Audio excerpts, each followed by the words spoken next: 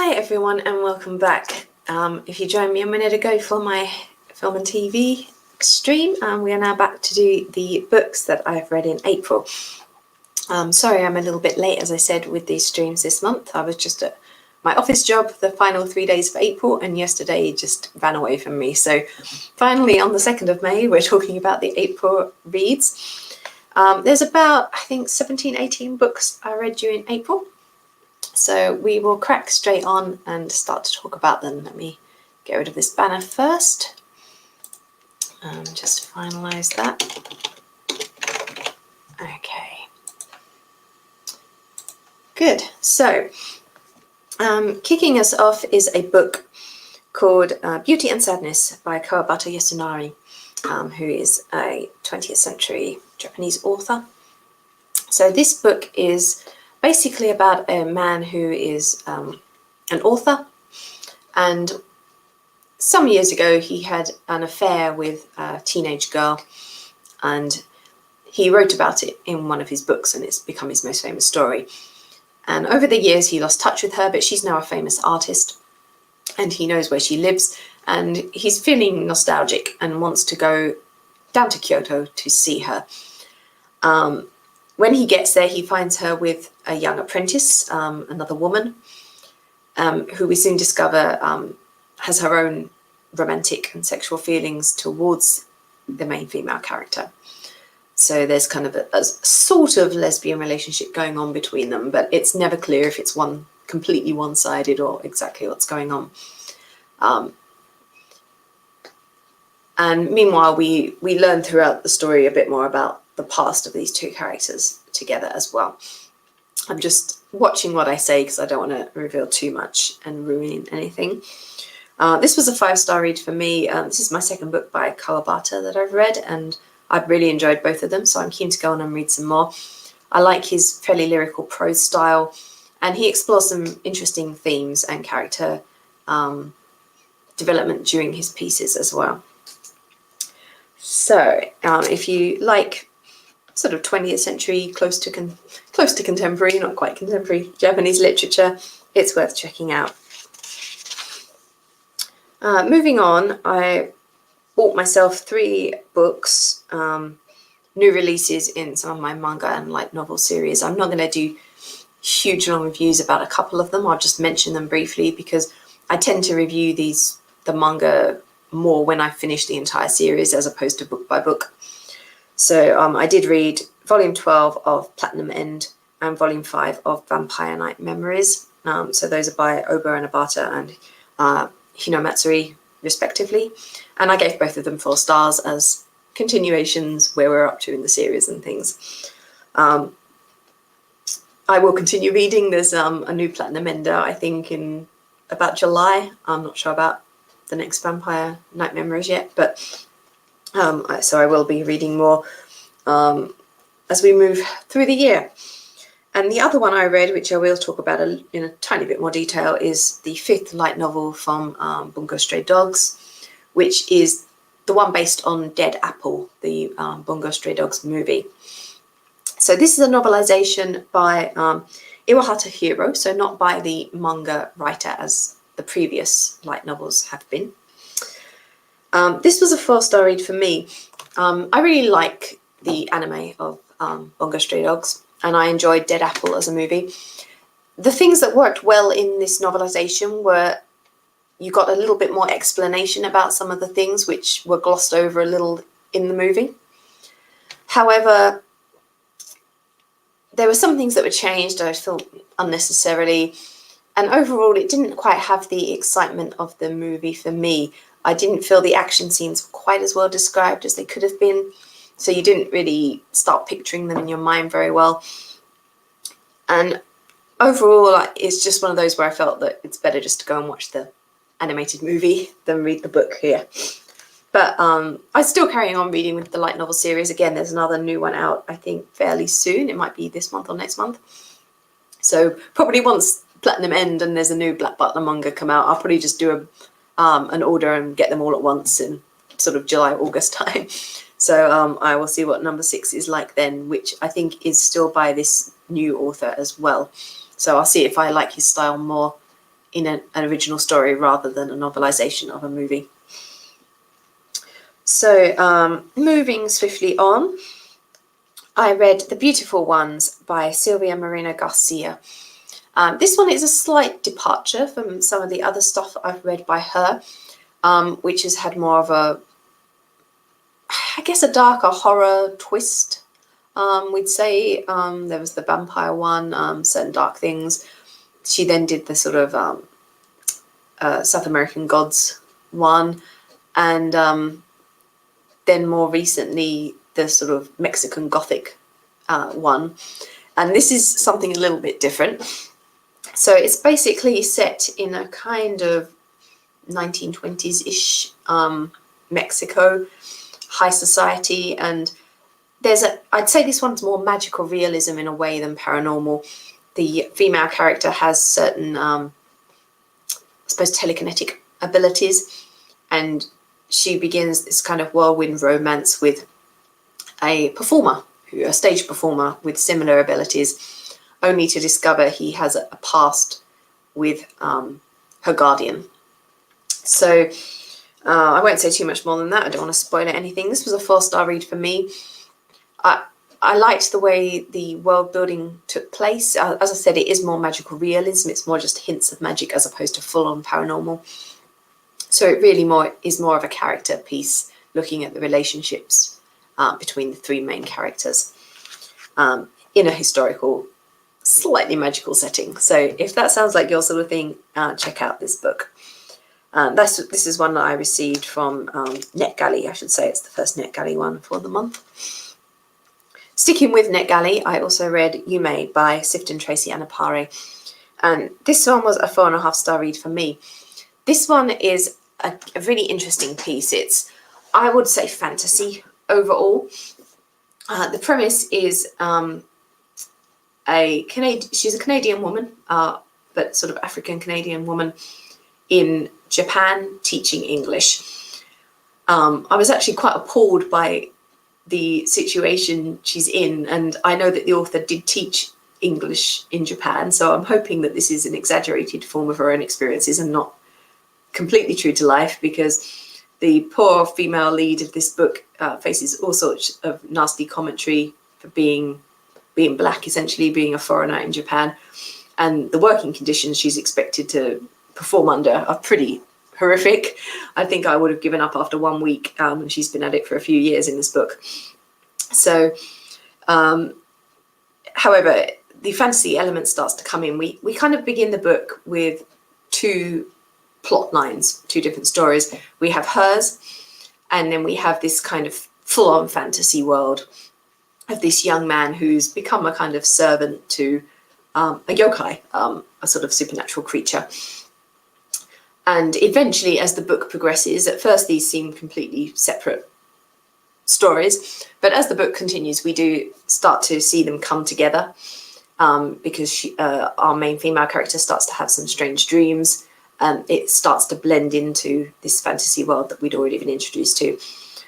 It's one of those books I don't want to spoiler again too much, but if you want something that's a little bit quirky and out there with a strong fantasy element based around Japanese mythology, then Yume is a book to have a look at. Sticking with Japan, I read another NetGalley book by Isaka Kotoro, which is called Bullet Train. And the premise of this book is all the characters are on the bullet train. They've just left Tokyo, Yokohama, and they're heading down south way. And all our main characters, we have several POV characters, and all of them are kind of assassins or mercenaries, and they're all on the train for particular missions, and it soon becomes clear that many of those missions are clashing. And it's a question of which ones will actually still be alive by the end of the journey. So it's kind of a dark black comedy, I guess you'd call it. I found it really entertaining. I enjoyed some of the characters more than others, but overall it was a really fun piece, and I was always keen to see who was going to get the upper hand at different moments. This is apparently about to become a film, and I think it would work really well in a visual medium, and if I get an opportunity, I would like to see the film and see how they do it. But definitely the book is worth reading. It was a 4-star read for me. Next, I read a book I was sent by the author as an ebook arc. This is not a horror movie by Sarah Dobie Bauer. This is a gay romance with a kind of horror twist. And we have a young guy who's a huge horror fan, and he's got a major crush on the guy whose holiday house is next to him, and he sees him every summer when the families both go on holiday at the same time. And when they start investigating the disappearance of the kind of local bum who they used to know by sight and exchange greetings with, and they discover that there's some sinister sort of horror and fantasy horror goings on in the town. And as they're investigating, they gradually develop a relationship together as well. So this was a 4-star read for me. I really enjoyed the development of their relationship. I'm not a horror fan per se, but I did get all the horror references in the book. They were all pretty classic movie references, and the horror was not so full-on horror that it put me off or anything. It was, as I said, it was more fantasy horror. So even if you're not a big horror fan, if you just want a gay romance with a bit of a fantasy horror vibe, then this is worth looking at. There's a lot of tongue-in-cheek comedy about horror movies in it as well. And the next book I read, going back to NetGalley, was The Breaker Volume 1. And this is a Korean manga by Geuk-Jin and Jin-Hwon. And this was a 4.5-star read for me. The premise of this one is there's a boy at school who's being bullied, and he crosses paths with this kind of martial arts expert who's involved in a secret society, and he's currently undercover as a teacher, a substitute teacher at the school. And when he discovers this guy's abilities, he wants him to teach him martial arts so he can fight back against the bullies. So that's the kind of premise of this first volume. I really enjoyed it. As I said, it's 4.5 stars. I liked the artwork, and I liked the development of the relationship between these two characters. The fighting scenes were really well done in particular. And it left me interested to see where the story would progress next in Volume 2. Next up is a book I bought. Our local Dimmock's, a bookstore chain here in Australia, is moving, and they had a sale on. And I saw for 20% off a book that I'd seen mentioned a few times and had been interested to read, which was The Vegetarian by Han Kang. And so this is a Korean author.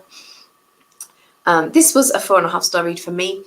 The premise of this story begins with the main character. She's a housewife, and she suddenly, overnight, after she has a strange dream, decides to become vegetarian. And it kind of looks at the impact this has on her life, but also on the people around her. And we see, I'm just trying to decide how to describe this without ruining the story too much. It kind of becomes this kind of fetishized image of her that develops in the mind of her brother-in-law. And at the same time, her husband becomes rather sort of appalled by her and starts to fantasize about the sister-in-law. So we have these two crossing couples. The brother-in-law is who's interested in this new vegetarian lady, is an artist and becomes obsessed by the image of her body and wanting to paint her. And it just becomes this big crossover of social norms. And I'd say one of the difficulties in this book for a Western audience is if you don't know a lot about Korean social values, because a lot of the subtext in this book relies on an understanding of family dynamics and social dynamics in Korea. So that's something I was able to pick up on from having watched Korean dramas for a year. You kind of get a sense of hierarchy and some of the expected norms in society from those. So if you have watched a lot of Korean drama or read a lot of Korean books, then that won't be a problem. But if you come to this not knowing anything about Korean modern society, then I think that would be a problem in understanding some of the reactions of the characters. But it was definitely a really fascinating, interesting piece. It was one of my favourite reads of the month. And it made me interested to read some more works by this author in the future as well. So moving back to NetGalley, I read The Enchanted Knight by Miklós Bánffy.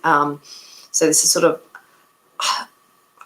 it's interesting. He was born in what is now Romania, but he seems to be classed as a Hungarian author. So a sort of Romanian-Hungarian author, if you like. This is a collection of short stories, and for me, it was 3.5 stars. These short stories have a slightly sort of supernatural twist to them. And it was a bit of a mixed bag for me. I enjoyed some of the stories, others fell a bit flat for me. It was interesting to read, though, as an author I hadn't come across before. So that's why I gave it 3.5 stars. It was, as I said, like some good pieces, some that just didn't quite work. But there's probably something in here that everyone will like, even if you don't enjoy all of them. Next up, I read a memoir, As Beautiful as Any Other by Kaya Wilson. And this is a book I received as a paperback ARC from the publisher. And I don't read a lot of memoirs. I don't read a lot of autobiography. In general, I've shied away from any kind of memoir or biography of living people. I prefer to read biographies of the long dead, if you see what I mean, rather than contemporary living figures. But I made an exception for this one because I was interested in the themes. Kaya Wilson has transitioned, and I was interested in reading about their experience of that. And I thought this was a really good book. It was nicely written in a way that flowed. The story isn't told in a linear manner, more in terms of themes per chapter of different experiences, such as a shark attack, and things that went on in their life that have influenced their feelings about family, about their own gender and identity.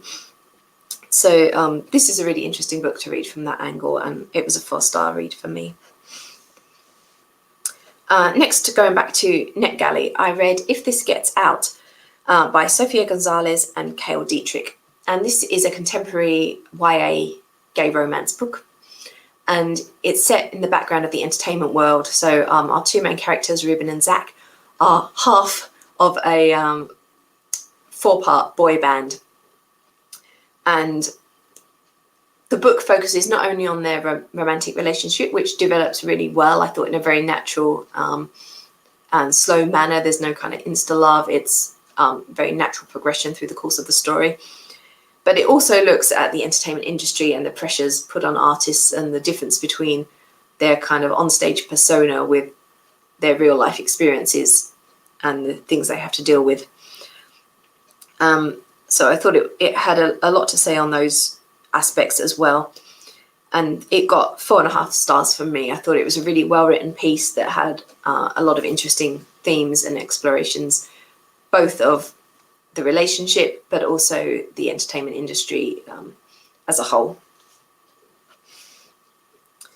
Going back to an ARC I received from the publisher in paperback, I read Sister Song by Lucy Holland.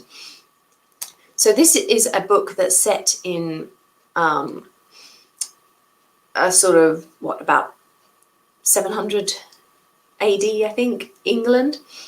And it's around 3 sisters.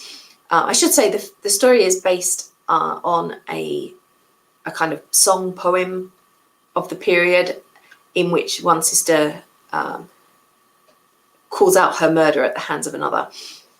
So this is a kind of imagining of what happened behind that song that led to those events. So there's magic involved. We have attacks going on by the Anglo-Saxons, and the native Britons are trying to defend their land in the west of England. And the 3 sisters involved are princesses, and each of them has different magical abilities, which they don't necessarily know about in full at the start of the story, but they end up honing through the piece. Interestingly, one of the characters is identifies as trans. She was born a female, but she identifies as male. And I thought that was nicely handled through the piece. And overall, it was an entertaining story. I don't want to spoil it too much. There's a guy involved naturally along the way, a bit of sisterly rivalry, both in terms of him and in terms of their magic. that leads to the semi-tragic conclusions. There are some hopeful moments at the end. It's not all doom and gloom. But obviously, as the song suggests, there's going to be a murder by the end of it. And this was a 4-star read for me. Once or twice, I kind of wanted the pacing to pick up a little at the start, but by the end, things did move at a better speed. And it was an interesting piece that held my attention throughout. And going back to NetGalley for the final 3 books of the month, I should say. First up was Free London by Zapatera and Guy. So this is a non-fiction travel guide book about things you can do in London for free.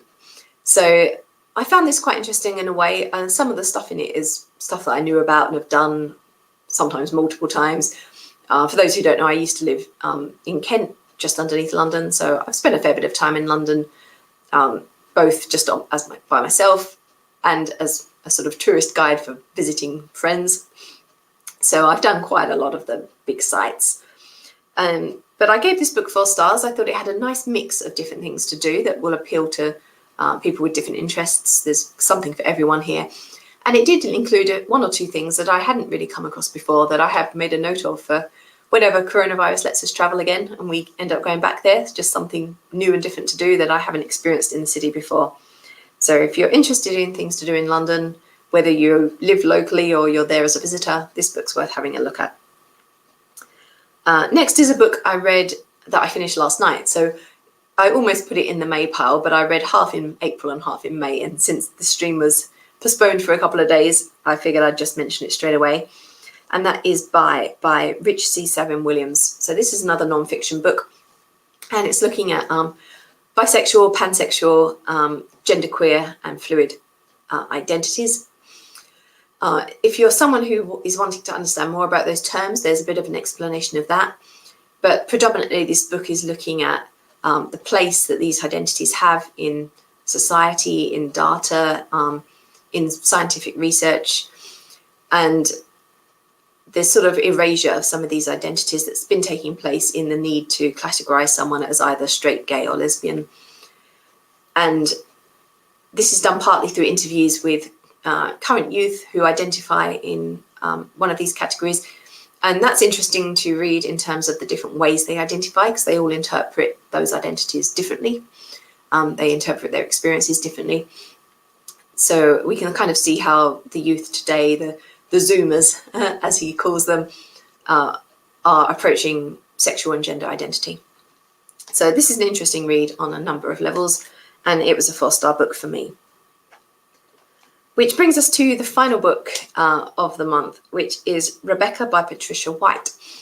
So this is a book from the British Film Institute, which is essentially a critique of the 1940s film version of Rebecca, directed by Hitchcock and starring Joan Fontaine and Laurence Olivier. I'm a huge fan of Rebecca. I love the 1940s film and the book. I've also seen it on stage as a play. I watched the recent Netflix film, which was a bit of a mixed bag for me.